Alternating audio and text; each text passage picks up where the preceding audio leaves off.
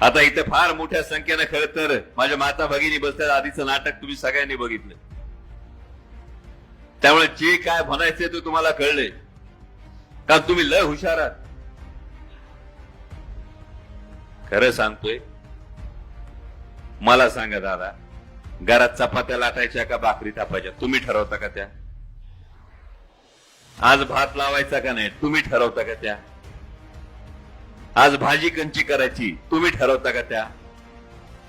आता खासगीत सांगा, आज शर्ट तुम्ही कुठला घालायचा हे तुम्ही ठरवता का त्या?